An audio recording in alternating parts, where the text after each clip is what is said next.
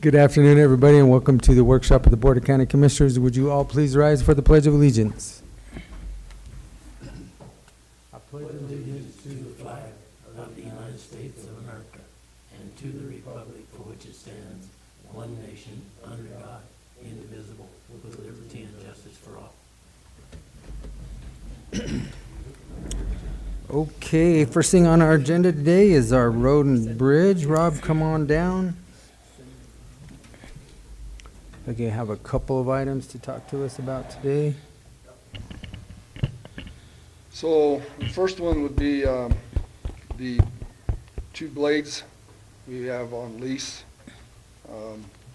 They're coming due for a new rollover, and we are looking at our options, and we feel like if we just buy these two blades out, they're 2 years old, they still have some warranty on them, buy them out direct, use some of those funds that they want us to use down in our reserves there a little bit. We save over about we will save $40,000 over another lease if we were to lease them again. We have the other two that will be ready to buy out in 3 years, are on a good 5-year term right now with low interest. When the interest was 2%, now they're making you pay 7% and 8%. So we just feel that if we go ahead and buy these out with a supplemental increase in our budget this year, that'll take care of these two blades, and that'll give us 4 that we own and 2 more to go in 3 years. So.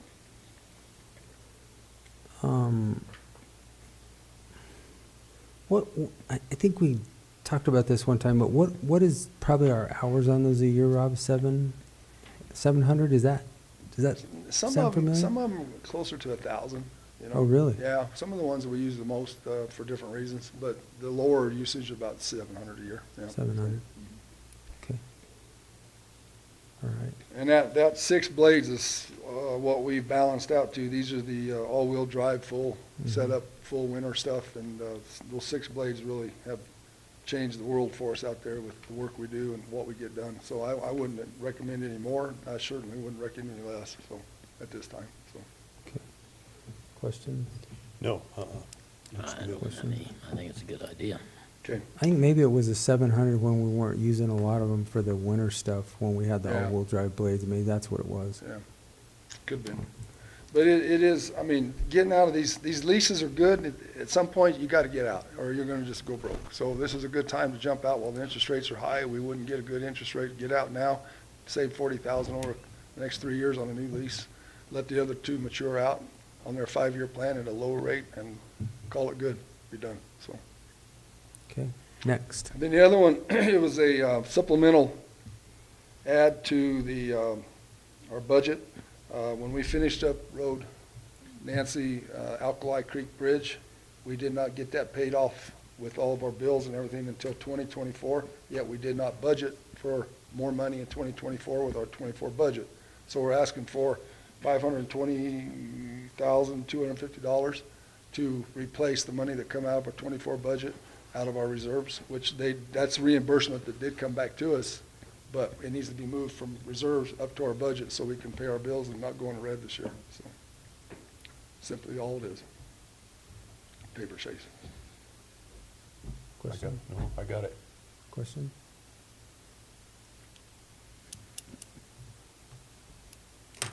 No. Does it make Okay. sense? Am I making sense? Yeah. Okay. Are you making sense? Yeah. Well, you're pausing like I said something wrong, because I want to make sure I didn't say something wrong. I practiced all morning. For a 30-second speech? This one scared me. It's a lot of money. So we 30-seconders are the hardest. we did get all of our reimbursements, so We're- we yeah, did get that- all of Yeah, we our got it. all of our Yes. He grants. just needs to move it from one pot to the other. Yeah, if it would come directly back to our budget accounts, we wouldn't be having this conversation, but it doesn't. It goes into our reserves or, Yeah. Yeah. and then it's just been sitting there all year, and we've been talking to finance about it, and, we'll get to it, because we've had money in our budget to go, but we're getting towards the end of the year now where we're getting down to crunch time. So we need to put that money back to pay for the new truck we bought and different things, you know, so. Yeah. So It's fine. it's just a formality, so Okay. I still am worried about it. That's it. All right. Good? Okay. Thanks, Rob. Thanks. Yep, thanks. All right, next up, ladies and gentlemen, come on down. All three of you can sit here, and whoever wants to go first. We have the BLM, we have the National Park Service. Casey, I haven't seen you in a long time. Good.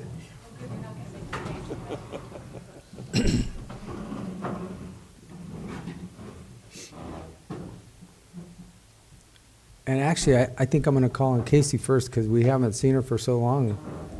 She's got to have all kinds of things to talk about. All right. Well, actually, I sent a short Mhm. presentation ahead of time, and that's what I was going to start with. Okay. So if y'all can pull that up, that's the economic impact of Mesa Verde National Park on the local community.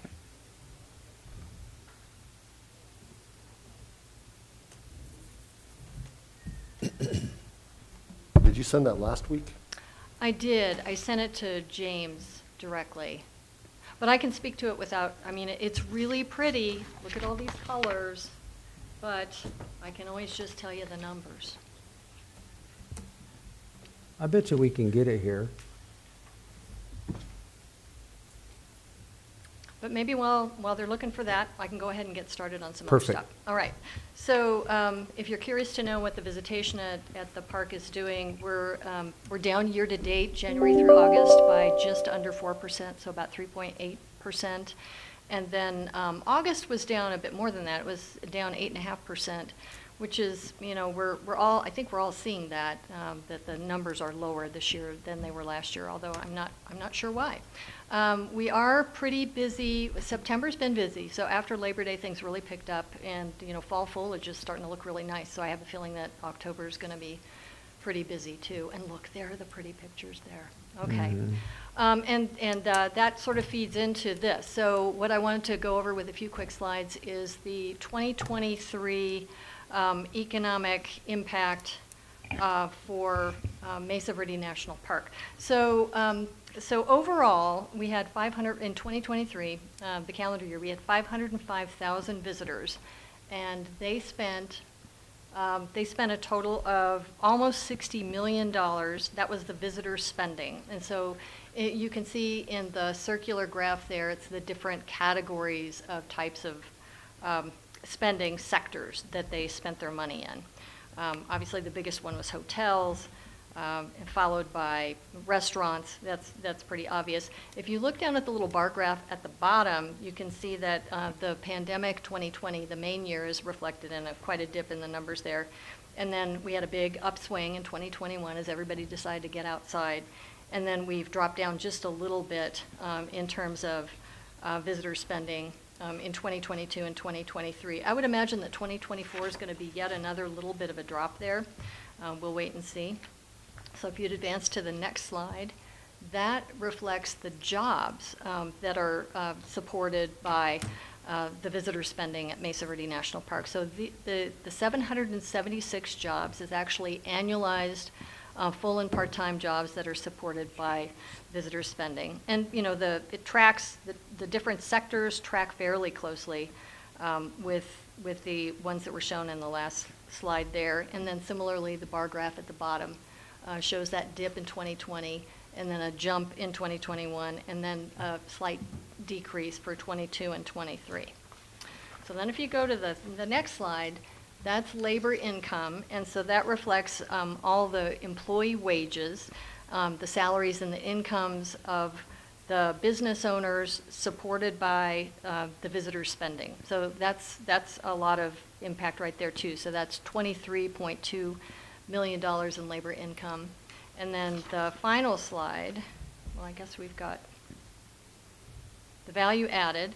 Then we've got one more after that. So the value added is the contribution of visitor spending to the gross domestic product of the regional economy here. So again, the sectors are pretty similar to that too. So that's $41 million in value added. And then if you go to the last slide, then you've got those things added up, So the total estimated value of the production of goods and services supported by the visitor spending is a total of $75.6 million for 2023. So that's, we don't think about the national parks necessarily as economic engines as their primary purpose, but I think they do have a very positive impact for the communities around them. And these numbers are looking really good. Of course, we're not as big as Rocky Mountain National Park, but we're doing pretty well. Did you all have any questions about that? How do they determine these numbers? Where do these numbers come from? They use the visitation statistics are really key to that. And then they have models that take all of this into account. I can provide you with the entire, well, actually, I think I've got on one slide the web address that's got the full report. I'd be happy Okay. to download that and send that to you too, because it's got some pretty detailed and interesting information in there as well. But they do this for every unit of the national park system, and they group in the report, it's park by park information, but they also show it state by state as well as the overall United States. So you can slice and dice the information in different ways. Yeah, just send us that email address and we can go. Well, it's right on the PowerPoint, but I'm also happy to go ahead and download the full report and send that to you via email. So I can send that to Travis, and he can distribute that to you. But overall, that's pretty good news for us, I think, in our Yes, area thank you. here. Couple of other things to cover with you. We're getting into the fall season, and things are starting to get ready to close down. Certain things are, of course, we keep the park open all the time. Cliff dwelling tours are going to continue running until and through October 22nd. The Aramark operation of Farview Lodge and the Farview Terrace are going to close on October 24th. And then the Moorfield Campground is going to close, the full service aspects of the campground are going to close October 17th. But, we do that off-season camping that extends, that's no water, no services, but folks can camp there, and that runs from October 18th through October 30th. I'm really excited about something that we're doing on the Mesa for our employees, both current and prospective, and that is we've finally been able to set up Wi-Fi connectivity, so internet and Wi-Fi calling services. We have a hard time recruiting and retaining employees, and part of that is that, when you work in a national park, you might enjoy nature and the quiet of things, but you probably also want the benefits of modern society. And so we've been working with one of the local companies to establish Wi-Fi opportunities for our tenants in park housing at almost all of the housing areas. So Moorfield's not covered with the current setup that we have going on, but we're going to work on that too. But that's Farview, our employees at Farview, our employees at on Chapin Mesa in the several housing areas we have there. So that has been a huge, huge challenge for us. Sometimes we call people and we offer jobs, and then when they find out that they can't stream movies or they can't apply for their next seasonal job online from their quarters unit, they say, no, we're not interested. So we're very excited about this. I've reported several times on the removal of feral and trespass horses in Mesa Verde, and we're continuing with that. In fact, 2 weeks ago, we captured 9 horses in Prater Canyon, and within 3 days, they had been transferred to the Wild Animal Sanctuary in Craig, Colorado. So in the past, I've talked about how the National Mustang Association Colorado chapter has been a partner to us. It's not as if they weren't a partner to us in this case. It was just that the sanctuary stepped up and said, we can take all the animals that you capture in that particular gathering of feral and trespass horses. So that was a neat and tidy, quick capture. We captured them in a capture pen. We have a remote controlled gate that we can close once they're all in there, and then within a couple days we were able to trailer them over to the holding facility that we have where they get checked out and so forth. And because they stayed in Colorado, it was much easier in terms of the certificates and so forth that were needed to affect the change in property ownership. So that brings us to our total since we began capturing horses in 2020 of 47 horses. So it's going well. We probably still have close to 40 more, but we're getting them in some good big family bands at one time. This year, we also captured 6 cattle that had come over from Ute Mountain Ute lands. That was easy. Again, we had the push button on the gate. They came in, we closed the gate, and we called the cowboys at Ute Mountain Ute. They came over with their trailers and took their cattle back home. So that was a wild success as well. Couple project updates to give you. The Cliff Palace observation deck that I've mentioned a couple times, that's actually going to get started November 1st. So it's going to, the period of performance is 60 days for that contract to replace that deck. It means we're going to close the Cliff Palace loop before we get snow. Normally, we leave that open until it snows in. This year, because the contract's going to be going on, we're going to be closing that on November 1st regardless, because we can't, that parking lot is too narrow to try to manage their use of it as a staging area for their materials and have the public coming and going as well. So that's exciting about that. We were hoping that we might be able to do the Mesa Verde Holiday Open House or Luminaria event this year. I know we haven't been able to do that for the last several years.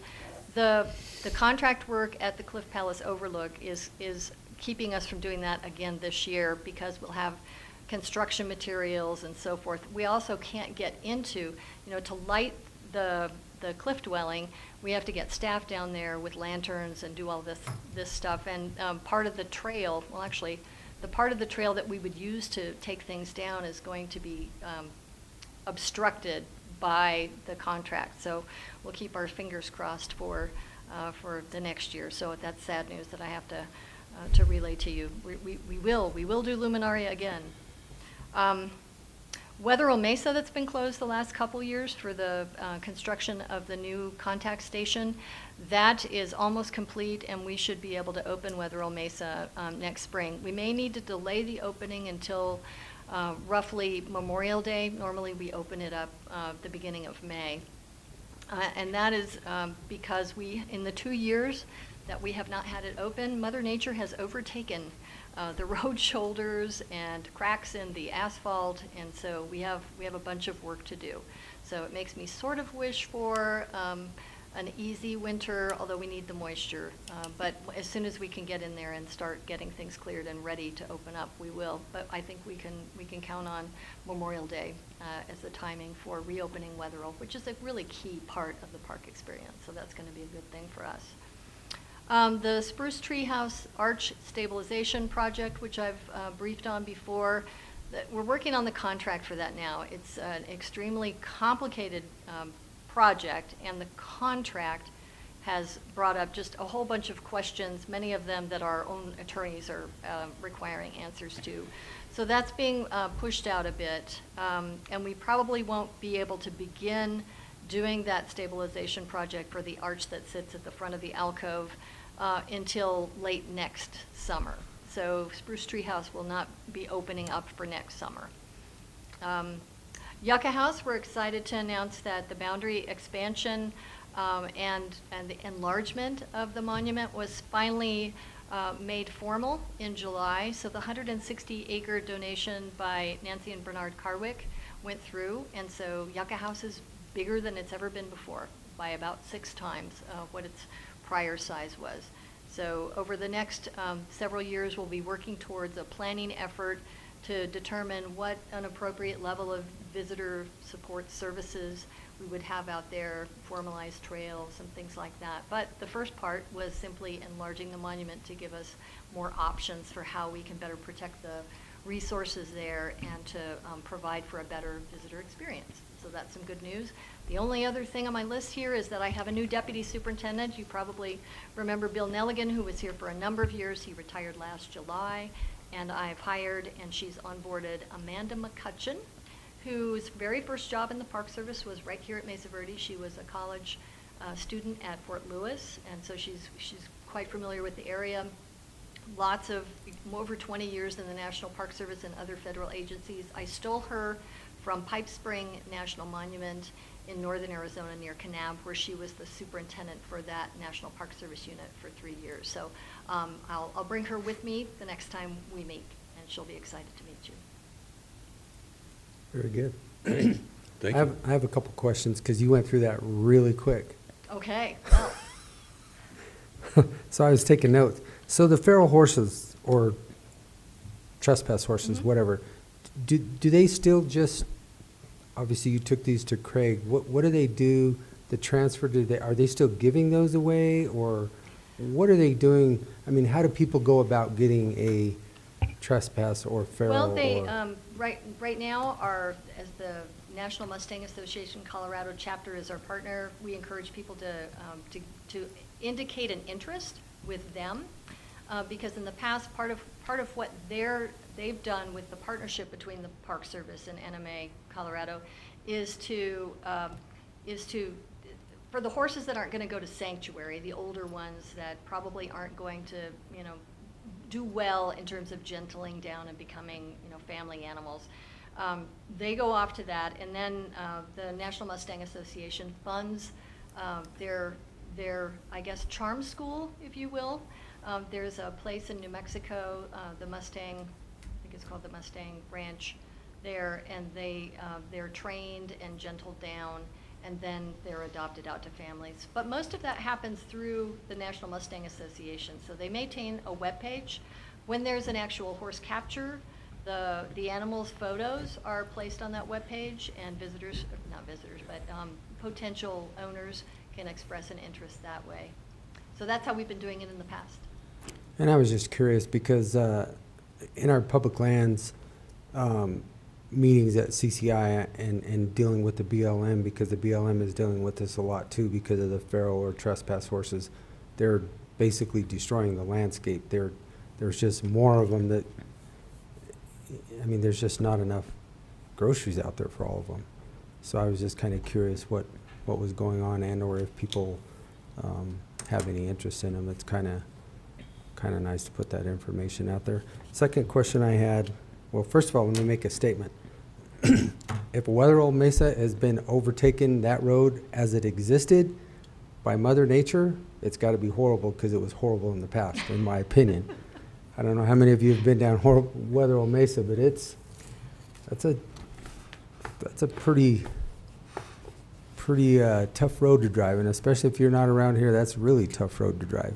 But kudos, I hope you get that thing fixed. Well, the road's not gonna be smooth and pretty. It's gonna have shoulders, and we're gonna remove vegetation. We still are climbing up the list to get a major road project out there to redo the asphalt. So we're just gonna be doing crack sealing and, the minimal to get the place open, because we're still gonna have to get the larger federal highways project to make the road like we were able to do with the rest of the road. Although it'll never be as wide. It's just whether the landform isn't much wider than the road in a No. couple spots there. No, it's marginal at best. Yeah, drive with your eyes open. Oh, absolutely. And then the last one that I had on the economic contributions of the Park Service, as far as the lodger's tax, do you guys contribute to that lodger's tax? Is that even I don't think that we do. as far as Farview? Because Oh, I don't Farview know the is, answer to I mean, that. they have a lot of like 120 some beds there, right? Yes, I will find out. I don't know the answer to that. That's a really excellent question. Because I'm just thinking, anyway, if you could find out, I that will, would absolutely.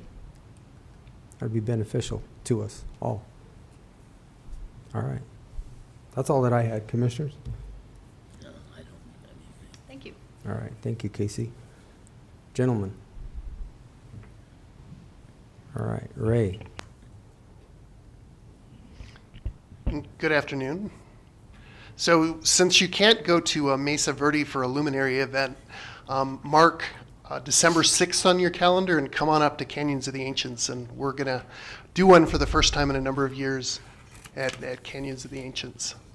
And another fun thing to report is over the last couple of months, we've worked with a trail crew from Saguaro National Park that have come up and done some really good rock work, and they've put in a concrete-like surface to create a handicapped accessible trail out at Painted Hand. So lots of changes over the last couple of years at Painted Hand, and yet another one. Our final thing to do is to put up some interpretive signs that we've ordered and designed, and they should be showing up in the next month or so. couple of other things. One, we also have an issue with trespass horses, especially coming off the reservations in the southwest corner of the monument. And we knew we had an issue. We have done some counts over the last couple of years and come to understand that the issue is bigger than what we thought we had. Over the last couple of months, we've been working with the Ute Mountain Ute Tribe, and they have a grant to gather some of the horses on tribal lands, and we're working with them to get money to them so that they could come onto the monument, claim horses on the monument, and move them off of our land. And if this works, it should put a big chunk, or take a big chunk out of the issue that we have. And then my last thing is we're continuing to work on the Lamb House project. We're anticipating a bunch of money next year to fix up the Lamb House, and I've appreciated working with Ian, working on an agreement so that we could have a right-of-way, or we could use the right-of-way as an access point to get from one of the parking lots to the house. And I just wanted to ask Ian if there's anything I can provide to you guys here, any questions you might have that maybe we could discuss. I think we've got it ready to go on our end. I had intended to get it before the board tomorrow, but it's going to be next week. And Okay. so we'll get it before the board next week and get it over to you after that. Sounds great, thank you. Yep. And that's just in the pictures that you had left us, right? The Yeah. drawings of Yeah, it's there. that you had left us, so using that right away from that parking lot. Yeah, And we had a couple meetings with county staff and with Mr. O'Neill down at the site and got a map drawn out. So we should be good to go. I'll get that to you guys next week. Yeah. Sounds that's it for me. good. All right, very good, thank you. All right, BLM. Right, good afternoon, everybody.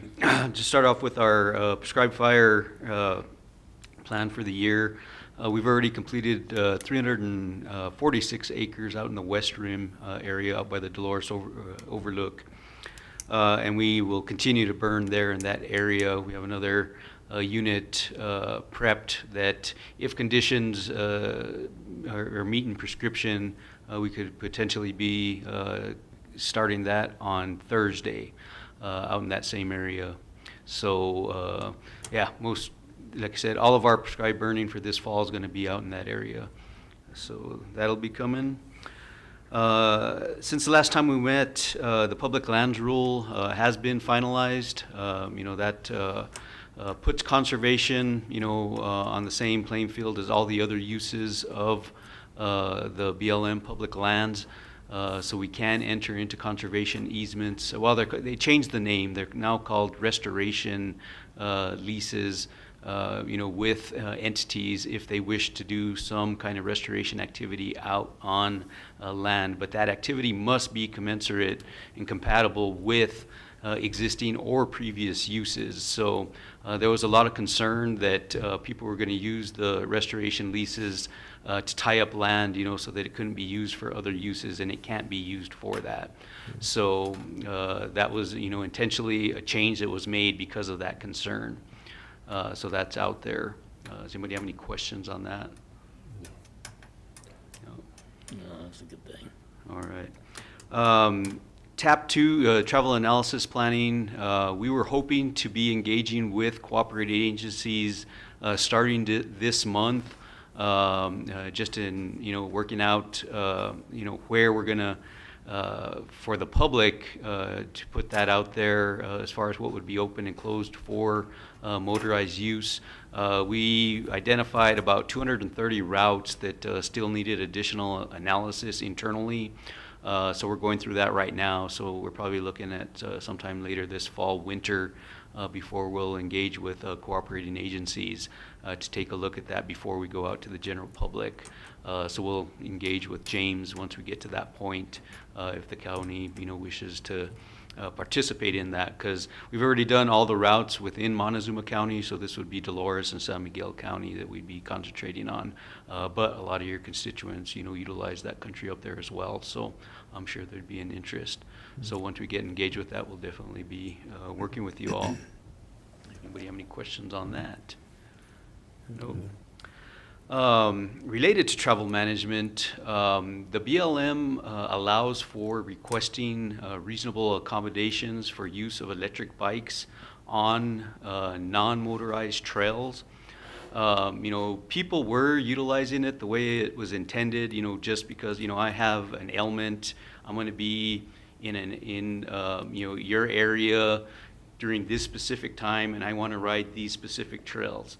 You know, so we had been granting those, but people have gotten wind that we have that process available to us, and are now just starting to say, you know, I live in the area, you know, I'm getting older, I want to ride my electric bike because I paid, you know, $5,000 for it, and I want to ride it anywhere at any time. We're starting to, you know, tighten up, you know, our criteria for when we're going to, you know, allow for that, you know, which, you know, may, you know, make some people unhappy. We have the aqueduct trail system that does allow for electric bike use. We have sections of Phil's World that are open to motorized use, that somebody could use their electric bike. And then we also have areas, or actually all of the system out at Mud Springs that is open to motorized use, which would allow for electric bike use. So there's not a lack of, you know, places for people to go ride their electric bikes. You know, they just, a lot of folks want to ride Phil's World, basically what it comes down to. And that one is a non-motorized trail system when it comes to the single track. So there again, like I said, we may be denying some of these requests, and I just wanted to give you a heads up in case you guys heard about that. So is there any questions on that? I mean, the spots that you allow these, I mean, do you provide charging stations or anything like that? I mean, No, I mean, most of them are small enough in size that I think in a single charge, they'll be able to, you know, ride the whole system that they want for that day. So no, we don't have charging systems for electric bikes. okay. What if somebody brings a bike out there and it runs out of charge? Do you have some way to go get them? Well, we only allow class 1 Okay. e-bikes, so they're pedal assist, so they would still have the option to have to pedal out. Okay, Just like the rest of all us. right. But they're a little heavier, so. Yeah, I know, they'd be you can't carry one Yeah, out. Exactly, they'd be working really hard, You can push it out, right? trust me. Not an e-bike, but you can push a bike. Huh. All right, and then the last thing is we have funding identified to build a parking lot out at Chutes and Ladders at that trail system there. The landowners have, you know, they actually have a pending IBLA suit against the Terrestrials Field Office for the camping that was going to be authorized there in that area. So they have, you know, some concern about that. So they have basically an appeal against that decision. The parking lot is not something that they had brought up, you know, as a concern for them, but that could come up as well. So just wanted to give you guys a heads up, you know, that you may hear about that also. The flagging is up, and like I said, we should hope to, you know, implement something next spring. The contract's being put together now as we speak. And that's all I had, unless you have anything specific. I do have one question in it. I'm looking at James.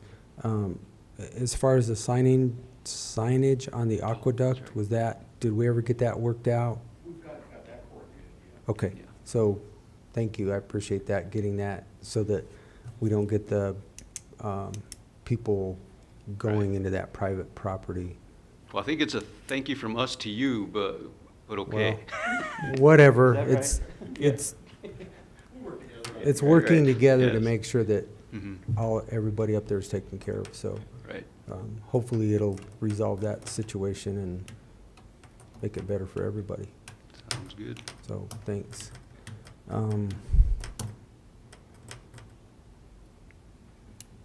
I gotta bring it up, I always have to bring it up. Where do we stand on the orphan lots of the BLM?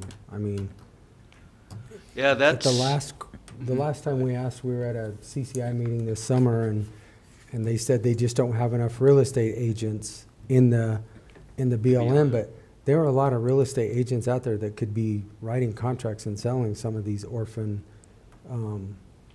Yeah, lands for, identified for disposal. We're one of those offices that we've actually flown the position 4 times, and unfortunately have not, been able to select a candidate.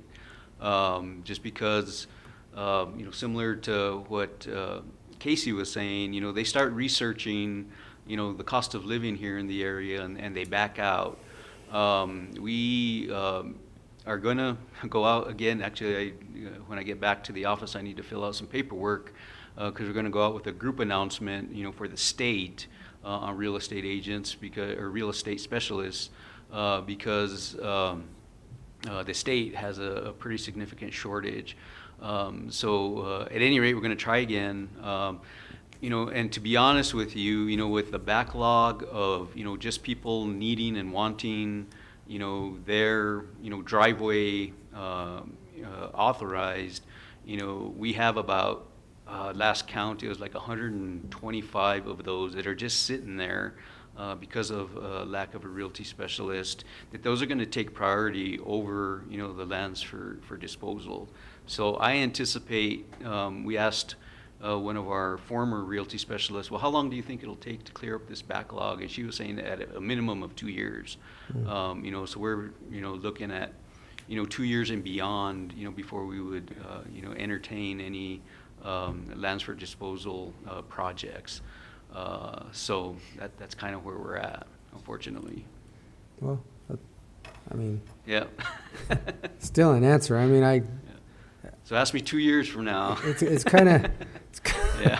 well, in 2 years from now, I'll still You'll be barely here, be here, yeah. I'll barely be here, but I'm going to ask it again, All right. because it just seems like it should be a priority.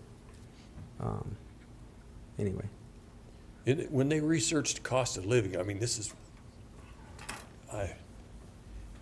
was the cost of living too high here or too low? Too high. what are they comparing us Yeah. to then? Where they're at, and in a lot of situations, it's just that, unfortunately, I don't think they're doing their research, until after they're, offered a job.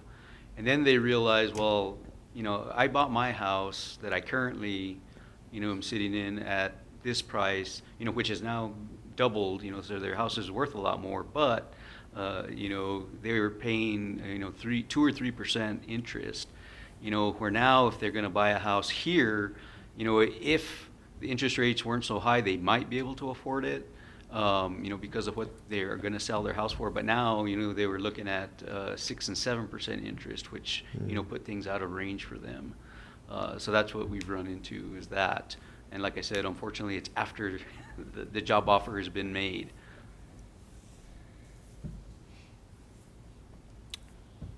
Yeah. All right. Yeah, we're just fortunate. This next round, we have a couple of people that are local that have expressed interest, so they already have places here. So Great. That's good. We're just hoping they make it through the review process. All right, that's all that I had. Thank you, Derek. All right. But I will continue to ask. All right. Understandable. And Ray, you said December 6th, and that will be out at the, where? It'll be at the center, so at Okay. our visitor center and museum. Okay. All right, very good. Gentlemen, That's questions? all I have. Okay, well, thank you all for coming. Appreciate it. Thank you.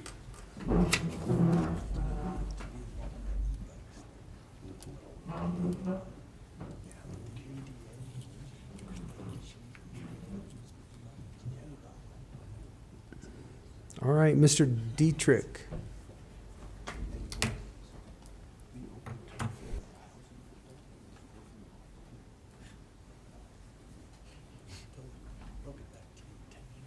Afternoon, gentlemen. Afternoon. So what I've got is 4 separate letters of support. They're basically coming in for the Mancos Water Conservation District as well as the Dolores Water Collaborative. Let's see, the first one we've got Wildfire is the ready? Wildfire Ready Watershed Grant Program. The purpose behind this is really to take a look at our upper Dolores watershed and try to do some planning as far as the fire mitigation goes, taking a look at the infrastructure that could be damaged, things along those lines, and also get the overall stream health. So there is no request for any grant, for any dollars, matching dollars for this grant. This is simply a letter of support. And this goes to the CWCB Wildfire Ready Watersheds Grant Program. Okay, questions? Where's it at? This is for the upper Dolores watershed.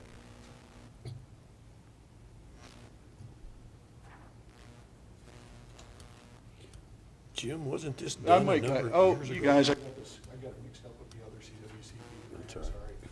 Wasn't this done a number of years ago? No, the Mancus. We did the Mancus. has done Mancus. some work on their side, yes. This is And Dolores. that's why this leads, this Okay. is actually the implementation. Seems like project. it was This is way for back the, when they did For something. that crossing that's on Road L. Mm-hmm. Sorry about that, I've got some of the, Okay. they all look alike here. So this is the one that's for the middle Mancus River. There's a spot there where that culvert is undersized. We went up and took a look at that with Rob last year. And Jim, I think you were along with us on that too. So that's what this one is about. This is an implementation funding that follows the planning grant. One of these other ones will be a planning grant. We'll talk about that here in a little bit. So that's this. Okay, these are for tomorrow. Hey, James, yes. would you switch mics real quick? Apparently, Oh, yeah.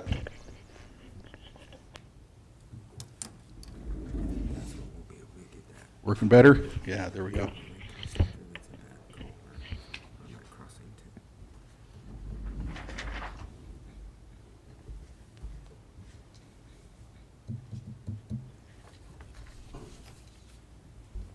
go ahead, Bureau of Rec. Brett?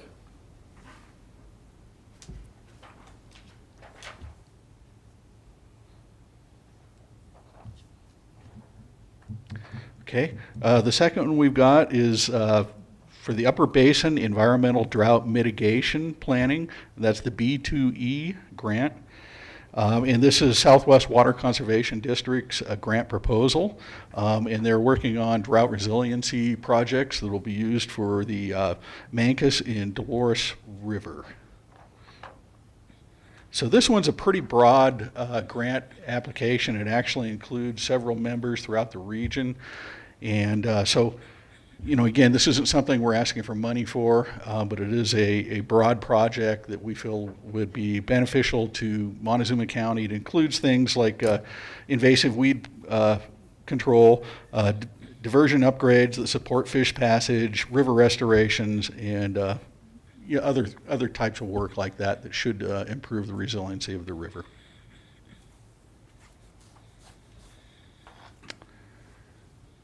Questions, Commissioner? You're, No.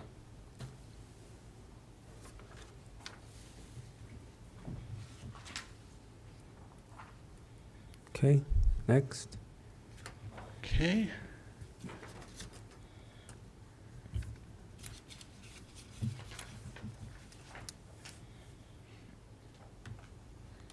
Okay, and this one is a request for the CWCB Wildfire Planning Grant. Again, this is the planning grant versus the implementation grant. The planning grant is the first thing that they request to have done before you can seek the implementation dollars. And so that's where on the Mancus side, they did a little bit of that work, and now they ask for the implementation dollars for that culvert. We're looking at trying to do similar work over on the Dolores side. And so this would be the first step that we can analyze the situation up the Dolores River. Part of the purpose is really to try to get ahead pre-fire type activities to do the type of mitigation work that may be beneficial to do before you have a fire, because it just gets harder afterwards. So that is the purpose of this grant. It is really a planning grant. How far up the Dolores River does this go? Does that like start from the outskirts of Dolores to what mile marker? Does it go all the way Yeah, to it goes all the way Rico, up. or just through Montezuma County? Right, it goes all the way up to the Rico area. It's for that entire watershed. So it's a pretty broad area. It includes the West Fork also.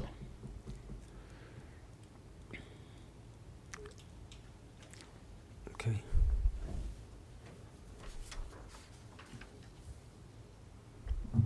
Other questions? No.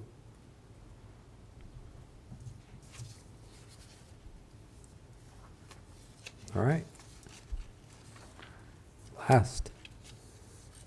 Okay, and again, all these are very, very similar.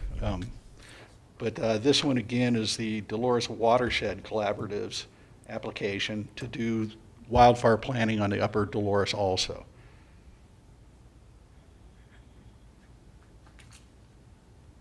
And again, it's very, very similar to what the other planning grants are for. Again, this one needs to be through CWCB. They like to have the pre-fire planning done on the front end before they start looking for implementation money for. It could be again something like that culvert over on the west or over on the middle Mancos. Things of that nature is what this is about. Okay. Any question? No. Okay. All right. Thank you, sir. We'll have those for tomorrow. Our water guy's got them right here in front of him. Sounds like we're gonna plan to death. Well, one's implementation. Hmm? I said one's implementation. Yeah, hopefully that's the easy one. I don't know. We'll see. Yeah. All right. Anything else? Nope, that'll be it. All right. Thank you, sir. Okay. Thank you, gentlemen. That's all we have. Thanks. All right. We have two now. Miss Lock. CDPHE Personal Identifying Information Certification Discussion. Yes, we'll do that one first. We'll do that one first. Are these the DocuSigns that I get like 3 times a day for the last 4 weeks? Well, this one you probably haven't gotten yet because it came to me. Oh, So, okay, so first we'll start with PII, which is Personal Identifying Information.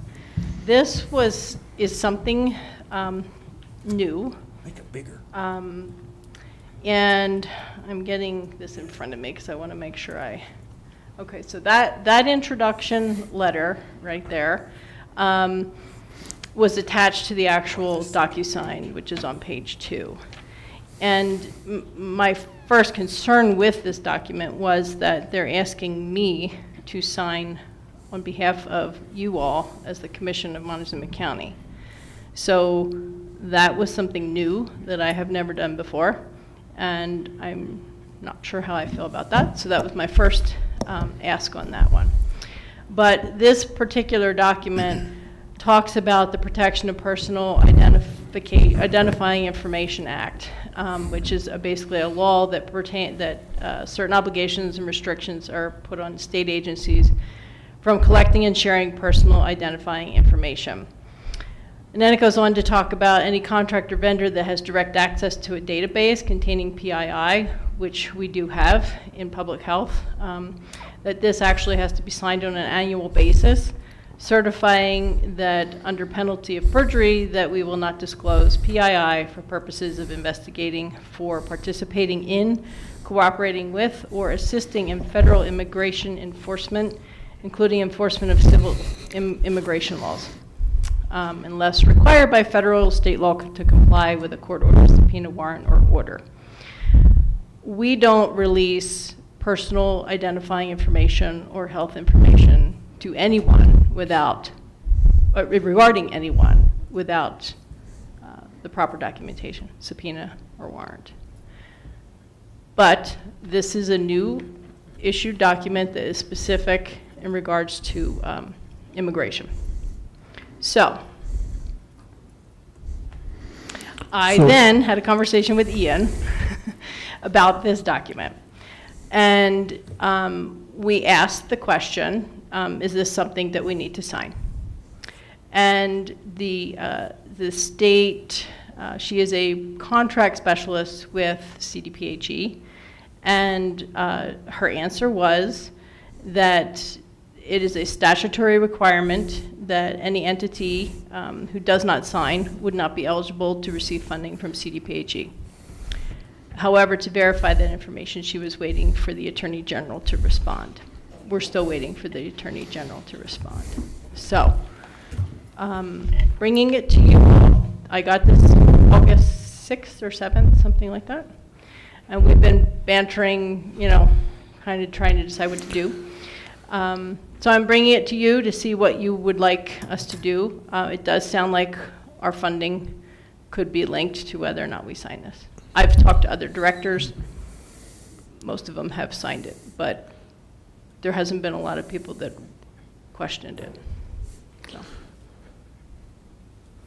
Go ahead, Ian. So I need to be a little bit careful, but I'll tell you, from a legal perspective, there's absolutely no reason that we should be required to sign this, because we absolutely can't release the information that they're asking us to sign a statement saying that we're not going to release because of other laws. This law that was passed and this piece of paper is a political statement. And that's what this is about. This isn't about legalities. This is about a political statement. And I think it's always very dicey when you start signing papers that could be interpreted as undermining federal law. There are federal immigration laws, and in essence, what this statement's saying is you don't want to be part of that law. There's no legal basis to this. We can't release this information anyway. And that's, I'll leave that to you guys to decide whether that's an issue for you or not. Legally, we can't release this information whether we sign this or not. I don't know what impact us not signing this would have on our ability to receive state funding. We got an answer that was wishy-washy at best, and so I don't know. So what funding would this affect? This would affect a lot of our funding in public health, because Colorado Department of Public Health and Environment is where we get our funding. I understand that, but through several different departments. So which department would this or potentially affect? It could conceivably affect all funding, but whether Yes. it would, I don't think we would know until we didn't sign. And like I said, I received this back in early August. Ian and I have been going back and forth, and I've been waiting to get a response, never got a response. So we haven't had our funding withheld yet. What I was the do know that timeframe? other directors have signed this. I had a meeting like with our regional Southwest directors, and I asked what everybody did, and they have signed it. I'm not comfortable signing this particular document. It's new to me, and I'm definitely not comfortable signing it on your behalf as a commission. So, and it has to be done annually. This says on an annual basis. So, as it exists, unless you tell me to sign it, I really don't want to sign it because it is on behalf of you all. So, I don't think that that's appropriate. That seems odd. Why are they sending it? to I the can't directors to speak, sign I on can't speak behalf? to state processes. Okay. All right. All that is in making you a sanctuary county. That's what that amounts to. That's what that amounts to, and they're sending us the damn thing to make us do that, to be a sanctuary county. That's what that amounts to, that wording right there, as far as So I'm is that why concerned, they're that's sending what it it to amounts the directors? You're not gonna get me to vote for it. Okay. All right, next. I truly don't know. But, so I'll just let you all make a decision tomorrow, what you want me to do. But I would ask that if you do end up wanting to sign this, that you direct me to change the signatory to be you, not me. Correct, and I So. think we've done that with all of them, right? I know we have.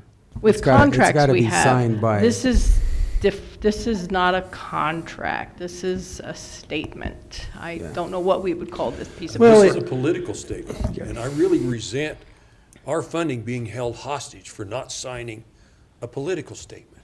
And it doesn't say that in the instructions. That was a separate email from Gail Basher at the state, who answered my question with that answer, saying, you know, I reached out to the state controller liaison and received a response that since this is a statutory requirement, that any entity who doesn't sign the form would not be eligible to receive funding from CDPHE. However, to verify that information, I'm waiting for a response from the Attorney General. And that was on August 19th.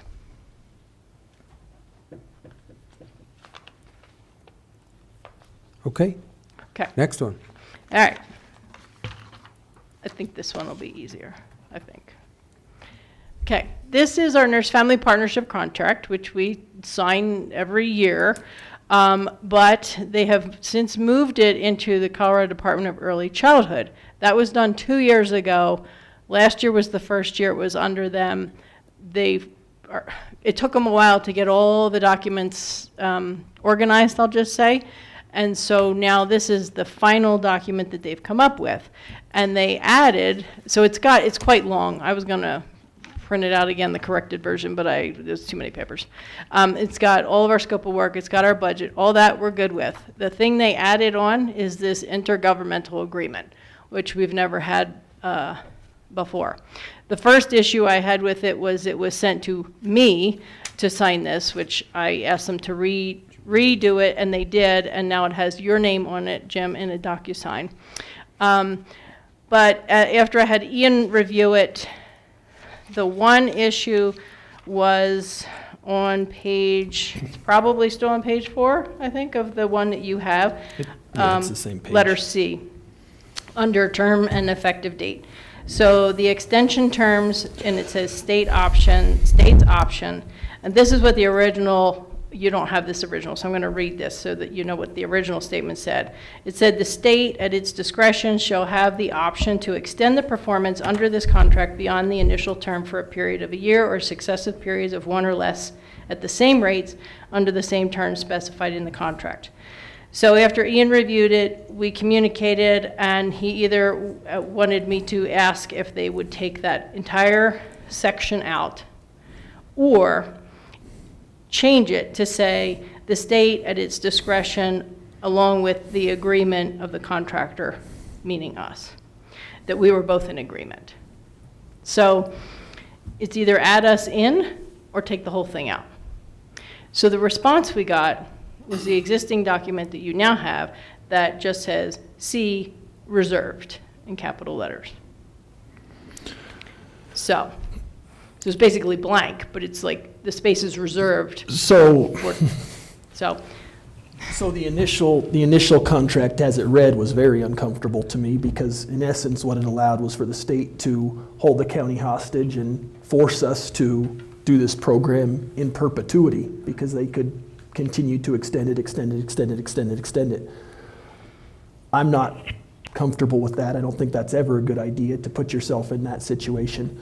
And so again, like Bobbi said, what we asked was that either that option for extension terms be taken out, and then certainly we could renegotiate the deal at the end of the term, or that we put in a mutual option so both parties agree to terms of extension. I mean, that's generally what we see.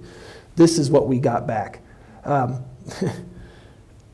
frankly, that language in a contract, the way that it's written, reserved, is ambiguous, because it could mean a couple different things in contract language.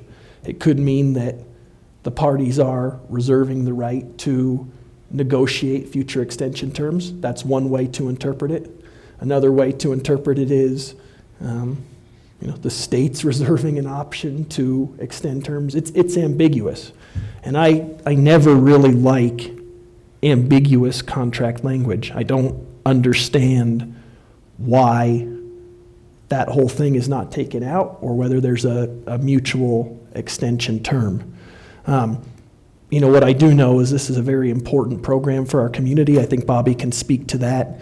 I think it's probably unlikely that we would be in a situation where we would be getting funding from the state and we would want this program to go away. Bobbi, certainly jump in if I'm wrong here. Right, no, but- you're absolutely right, Ian. I mean, we've been doing this since 2000, this program, our Nurse Family Partnership Program. That's the program where we go out and we work with families with their first-time child for 2.5 years.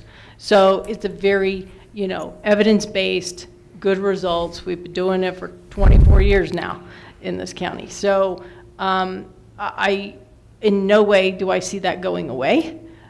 This is a very stable program and successful program. So the likelihood of any of that actually coming to fruition is probably not, I don't think they would do that. We've never had that happen. So from a legal standpoint, if they continue to give us money and they ask us to continue the program, in the unlikely event that sometime down the road, for some reason, we wanted to stop the program, we could certainly ask the state to stop the program, and in the unlikely event that the state said, no, county, you absolutely can't stop the program, which seems kind of unlikely to me too, because they're funding the program, but that could happen. They could say, no, county, you have to do it. Then ultimately we would fight about what that reserved language means. The best thing to do would be to take that extension term out, or to make it a mutual option. This is what they've come back with. Right. There's some ambiguity there. I think that the chance that it would result in a significant legal controversy is probably pretty slim when you consider the program, the nature of the program, who's funding the program. But I guess your options at this point are sign it as is, say no, you're not going to sign it as is, and see if they'll pull it completely out, or those are really your options.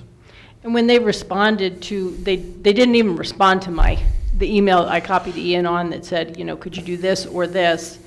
We got nothing other than a new revised contract with that reserve statement listed in there. So I don't know what they were.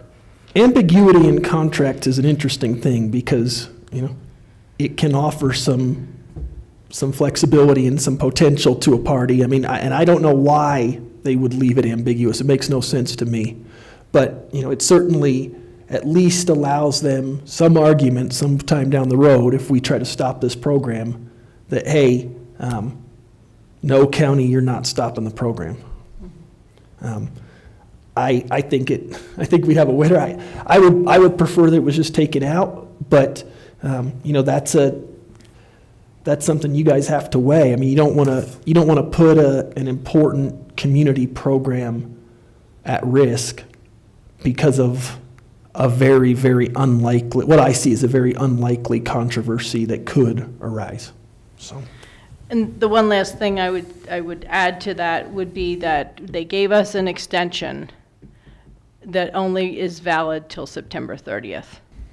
So, depending on.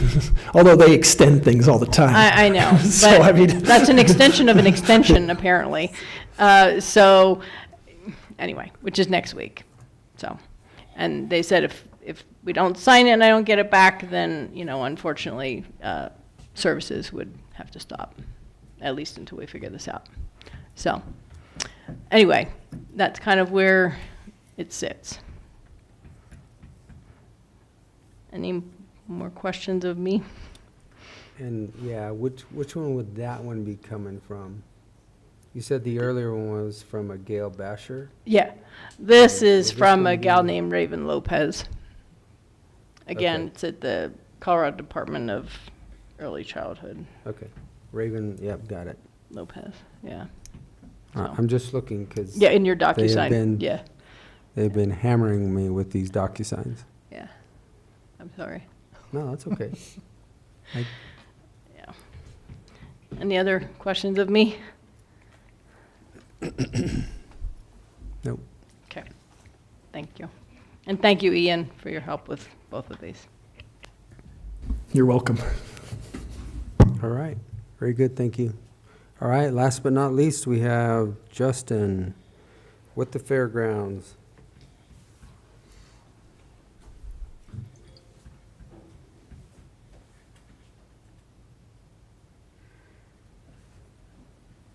All right, so I went out and got 3 bids for, just to kind of summarize, our remove and replace of the sidewalk on the east side of our indoor building.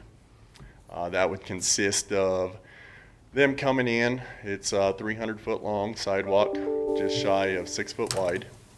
They would come in, demo that, haul off all of the material, make sure that it has good base under it, compaction, then form it and pour new concrete. They're on the east side where our handicap parking lot is. So these are the 3 bids that I got back. 2 of them are fairly close to one another. The other is a little bit higher than the other 2. I don't really have any issue with any of the 3. You know, it's a fairly simple project for the most part for somebody like this. We've done some stuff in the past with Stone Age, so I've dealt with them before. The other 2 I haven't had do anything at the fairgrounds in particular, but these are the 3, so. What, I see on one of them, they're asking for basically $12,000 up front, which you obviously advise them that we don't pay for services or anything like that up front at all. I did not advise them that, but I was gonna talk to them about that if Yeah, we that's did not- go, because my assumption is that was for the concrete, but, yeah. Yeah, well, if they're any kind of a contractor, they've got at least a 30-day window that they can pay, and once they get the product on the ground, they can submit payment. So I was a little taken back with that one. I noticed L&L's width was two inches wider than everybody else's. Yeah, so I told them to match the concrete there. The concrete's actually 5 foot 10 inches, Yeah. to be exact. And he went to 6 feet. He but went that's 6 foot. I But told 2 him to inches match it times what it was. 2 inches of 300 feet doesn't get there. Yeah, it's not gonna, is it gonna be, 6 foot to yeah. 5 foot, 8,000 worth? Yeah. that's a lot. Yeah, so. Yeah, his was 300 feet by 6 feet. Yeah, that's 2 And inches the others wide. were 300 feet by 5 feet. 5 foot 10. And they were all 4-inch thick. Yeah. You know, Is that thick enough to sustain yeah. what's out there? And that's what's there. Okay. The only reason that we're having issues with it the way it is because of the erosion from the water coming off the roof. And that's why it's done what it has in the past. That was addressed in the past by gutters on that building. The gutters do drain onto the sidewalk now, but that's something that we could probably try to address in-house to make sure it's not coming down on that sidewalk later on. But I don't anticipate any issue just because those gutters have been put on since that sidewalk was there. So, and I'm sure that was most of it. One other thing to just keep in mind, we do have to move 2 mini splits off of that slab, and it seemed like that would be a pretty easy process for someone to come in and just kind of evacuate that freon into those units, and they unhook them, a couple hours worth of work, and then put them back when we're done, and then line locates, so, which are not included in these bids, so. That's just something I'd have to get done Yeah, on the side. pretty straightforward. Yep. What was the gravel placement underneath? The gravel placement? Yeah. So I don't know what they were gonna do is make sure that there was just a good, if it didn't have a good base under it, when they demoed it, they would make sure that it did with a good compaction. What there is currently, I do not know. Back in the 80s, I bet there's nothing under there. I don't think that was poured then. I was like in the mid-80s, wasn't it? Early In the 80s, yeah. mid-80s? They built that? 82, 83, somewhere in That's there. what I was gonna guess, is 82, 83. I want to say groundbreaking was in 82, if I remember I was right. just curious. I mean, it should be a minimum of 4 inches. Of road base. Yeah, Hopefully three-quarter road. 6, class 6 material. And I don't know if they specified that in their actual, Well, we should have specified it in our documents. I read three-quarter road base somewhere. Yeah, that's in there, but Yeah, is it 2 inches thick or 6 inches thick? That makes a lot of difference. somebody said What the base is sitting on Yeah. makes a lot of difference. wasn't somebody gonna go down 12 inches? I didn't read that. I don't think so. Oh, well, one of them said they're going to dig out 1 foot of native material, come back Yeah. with 3/4 road base. So maybe that's where you saw the 12 inches. Yeah. Yep.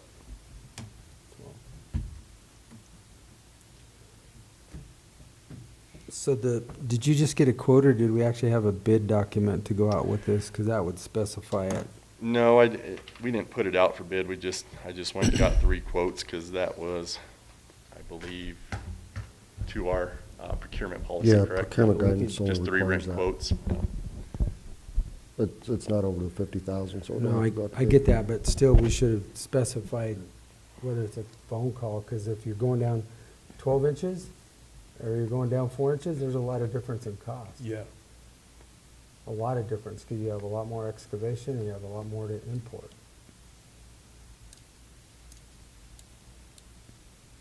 So that's why you could have so much difference between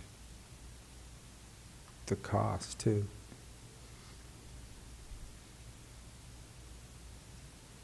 I would verify, Justin. I Okay. mean, that's my question right now, if it says we'll dig out 1 foot deep of native material and come back with 3/4 inch road base. And the other ones I'm just not say. sure that's required underneath a sidewalk. But we should have a minimum of 4 inches. So get a little bit more clarification and verify that for us. Okay, And then also verify all their insurance requirements. okay. That should be good on all 3 of them, but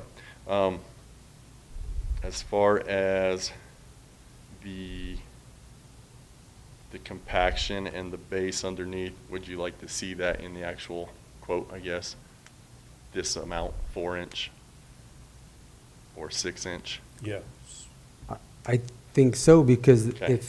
if these guys are putting 4 inches of material under it and the other guy's putting a foot, he's a lot less. We're getting a lot more for his dollar value compared to the other one. Do you see Okay. what I'm saying? I They're do. not I see what apples you for mean. apples. We're bidding apples and oranges here. Okay, And then the compaction tests, are we taking them? They're compacted to what? What is your 95%? What are we compacting it to? I didn't give them a specification on that one either. Okay, So, we need to do that. Otherwise, Is there anything you guys would recommend on that? well, typical is 95%. 95? Okay. At a 4 inch? Yeah. Or A would you minimum like to of see- 4 inch to 95% of a modified proctor. Not a standard proctor, but a modified proctor, and they'll understand that. Okay. That'd work? Because 12 inches is not necessary. Okay, Not under a sidewalk, under a road, but not under a sidewalk. okay. So clarify that, and we can put that off for a week. Okay, I'll try to get them by next Monday then. Okay, Yeah. sounds good. All right, All right. thank you. Thank you, sir. And that is it, gentlemen. We've come to the end, and this workshop is adjourned. Thank you all.